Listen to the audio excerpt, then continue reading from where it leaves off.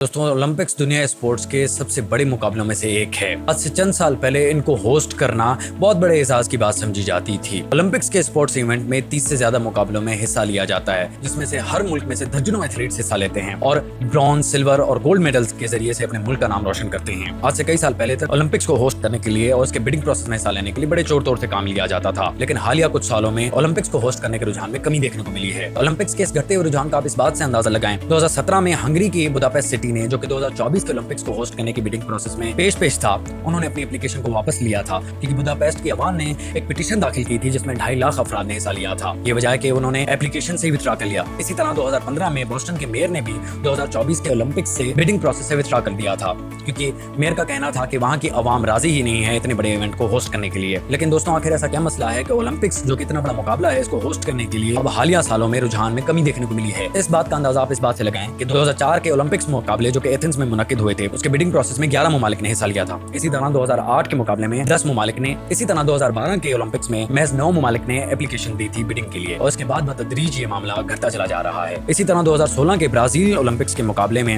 महज 4 ममालिक ने एप्लीकेशन दी थी बिडिंग के लिए, और 2020 के ओलंपिक्स के लिए 3 ममालिक ने बिडिंग की थी, जिसमें से जापान के टोक्यो शहर ने इन मुकाबलों को होस्ट किया था। और फिर बारी आती है 2024 के ओलंपिक्स के लिए, जिसमें से महज 2 ममालिक ने ही अप्लाई किया था ओलंपिक्स को होस्ट करने के लिए, जिसमें से फ्रांस के शहर पेरिस और अमेरिका के शहर लॉस एंजलिस ने दिया था। इसीलिए आईओसी ने 2024 के मुकाबले के लिए फ्रांस के शहर पेरिस को एक्सेप्ट किया और उसी साल 2028 के ओलंपिक्स मुकाबले के लिए लॉस एंजलिस को ही मुंतखब कर लिया गया। दोस्तों आखिर ये कम होता हुआ रुझान का मसला है क्या, आइए जानते हैं। दरअसल दोस्तों ओलंपिक्स के इवेंट को होस्ट करना कोई आम बात नहीं है। इसको होस्ट करने के लिए किसी भी मुल्क के लिए खतीर रकम चाहिए होती है। ओलंपिक्स को होस्ट करने का सबसे बड़ा मसला होता है उसके इंफ्रास्ट्रक्चर डेवलपमेंट, स्टेडियम्स की बनावट और एक ही शहर में उसका मुनक्किद होना और इतने बड़े एथलीट्स को अकोमोडेट करना होता है। 2024 के हालिया पेरिस के ओलंपिक्स के ऊपर अब तक $8 बिलियन से ज्यादा की रकम खर्च हो चुकी हुई है। इसके अलावा पिछली कुछ दहाइयों में सबसे ज्यादा खर्चे ओलंपिक्स के ऊपर किस मुल्क ने किए हैं और सबसे कम रकम किस मुल्क ने खर्च किए हैं, हम आपको बताते हैं। आज तक का सबसे महंगा तरीन ओलंपिक्स का मुकाबला 2014 में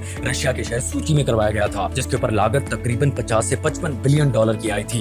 ये सबसे महंगा तरीन ओलंपिक्स है आज की दौर का। इसी तरह 2008 के बीजिंग ओलंपिक्स में चाइना को $38 बिलियन खर्च करने पड़े थे। इसी तरह 2020 के टोक्यो ओलंपिक्स में जापान को $15 बिलियन खर्च करने पड़े थे और 2012 के लंदन ओलंपिक्स में $17 बिलियन का खर्चा आया था। और अब तक की रिपोर्ट्स के मुताबिक 2024 में फ्रांस के ओलंपिक्स अब तक के चीपेस्ट ओलंपिक्स मुकाबले बताए जा रहे हैं। इसकी वजह यह है कि दोस्तों फ्रांस पहले भी ओलंपिक्स के मुकाबले कर चुका हुआ है और यहाँ पे पहले भी कई ऐसे स्पोर्ट्स इवेंट्स हो चुके हैं जिसकी वजह से इंफ्रास्ट्रक्चर और वहाँ के कई सारे ऐसे निजाम जो कि एथलेटिक्स और आईओसी की कमिटमेंट को पूरा करते हैं वो पहले से वहाँ पे मौजूद हैं। यही वजह है कि इन मुकाबलों में खर्चा सबसे ज्यादा डेवलपमेंट का ही आता है, जो कि इंफ्रास्ट्रक्चर ऑलरेडी फ्रांस में बना हुआ था। आप सोच रहे होंगे कि इतनी ज्यादा रकम आखिर एक स्पोर्ट्स इवेंट के ऊपर खर्च क्यों होती है। दरअसल दोस्तों आईओसी इंटरनेशनल ओलंपिक्स कमेटी की कुछ रिक्वायरमेंट्स होती है किसी भी शहर को ओलंपिक्स के इवेंट को होस्ट करने के लिए। इसमें से सबसे ज्यादा इंफ्रास्ट्रक्चर होता है, स्टेडियम्स की तामीर नौ होती है और स्टेडियम्स की डेवलपमेंट और स्ट्रक्चर होती है। इसके अलावा ट्रांसपोर्टेशन, होटल्स, फैंस के लिए वहाँ पे रहने का निजाम और एथलीट्स के लिए हर किस्म का निजाम होता है। यहाँ पे मैं आपको कुछ ऑफिशियल रिक्वायरमेंट्स बताता हूँ। इंटरनेशनल ओलंपिक्स कमेटी के मुताबिक किसी भी होस्टिंग सिटी के लिए समर ओलंपिक्स के लिए मिनिमम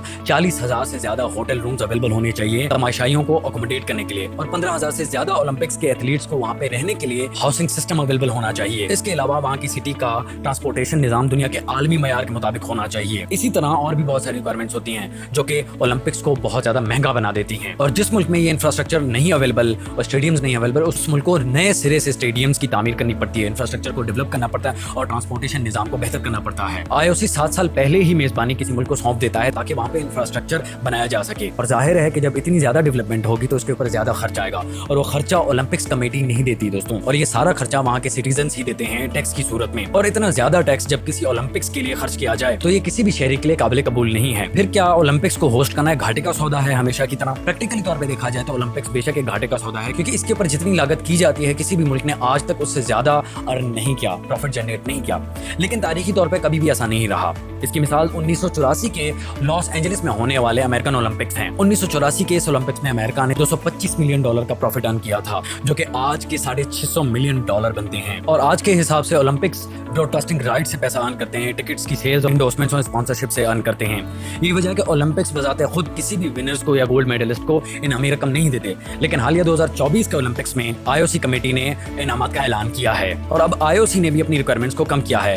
अपकमिंग टूर्नामेंट्स के लिए आईओसी ने बिडिंग प्रोसेस को भी आसान बना रहा है। इसी नए प्रोसेस के ही थ्रू 2032 के ओलंपिक्स के होस्टिंग राइट्स ऑस्ट्रेलिया के शहर ब्रिस्बेन को दिए गए हैं, ताकि अब ज्यादा से ज्यादा ममालिक ओलंपिक्स को होस्ट करने के लिए इंटरेस्टेड हो जाएं। इसलिए 2036 के ओलंपिक्स को होस्ट करने के लिए इंडिया भी पेश है और इस इवेंट के लिए उन्होंने अहमदाबाद को ऑलरेडी सिलेक्ट भी कर लिया है होस्टिंग के लिए। लेकिन इसके बरखिलाफ इंडिया के कई थिंक टैंक्स इस इवेंट को होस्ट करने के खिलाफ हैं। इतने बड़े इवेंट को होस्ट करने के लिए बिलियंस ऑफ डॉलर्स का इंफ्रास्ट्रक्चर डेवलप करना, उसके पर खर्च करना इंडिया जैसे मुल्क के लिए ये बहुत ज्यादा मुश्किल है। ओलंपिक्स की तारीख को देखा जाए तो ओलंपिक्स तकरीबन 2700 साल पुराना है। इसकी शुरुआत तकरीबन 782 एडी पहले हुई थी ग्रीस के शहर ओलंपिया में, जहां ओलंपिक्स की शुरुआत हुई थी। एक मजहबी इवेंट था जिसको स्पोर्ट्स की शक्ल दी गई थी, लेकिन इसका सबसे बड़ा दोस्तों जो ड्रॉबैक रहा है वो ये रहा है कि तारीखी तौर पर इसको रोम में और ग्रीस में पॉलिटिकल इंजीनियरिंग के लिए भी इस्तेमाल किया गया है। लोगों के माइंड को डाइवर्ट करने के लिए स्पोर्ट्स के इवेंट को हमेशा इस्तेमाल किया गया था। इसी इवेंट का इस्तेमाल करके लोगों को हालात से बेखबर रखा जाता था। मॉडर्न ओलंपिक्स 1896 में शुरुआत हुई थी इनकी, जिसमें 9 स्पोर्ट्स शामिल थे। इसी तरह ओलंपिक्स में भी 2 फॉर्मेट्स हैं, जैसे कि T20 और ओडीआई वर्ल्ड कप होता है। इसी तरह ओलंपिक्स में भी एक समर ओलंपिक्स होता है, दूसरा winter Olympics. Last winter Olympics 2022 में हुए थे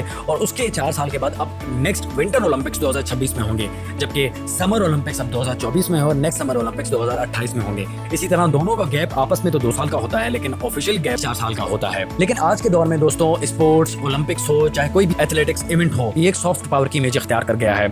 ये वजह है कि चाइना, रशिया और दुनिया के बड़े बड़े मुल्क इस इवेंट को होस्ट करने के लिए आगे आते हैं, ताकि वो अपनी सॉफ्ट पावर को दुनिया के सामने ला सके। उम्मीद है कि आपको आज की वीडियो पसंद आई होगी। अगर आपको ऐसी इन्फॉर्मेशन की वीडियोस और चाहिए तो मुझे कमेंट्स में जरूर बताइए। मेरे चैनल को सब्सक्राइब कीजिएगा, इसे शेयर कीजिएगा, लाइक कीजिएगा, कमेंट में अपनी राय जरूर बताइएगा। इंशाल्लाह आप लोगों के साथ अगली वीडियो में मुलाकात होगी। तब तक के लिए अल्लाह हाफिज।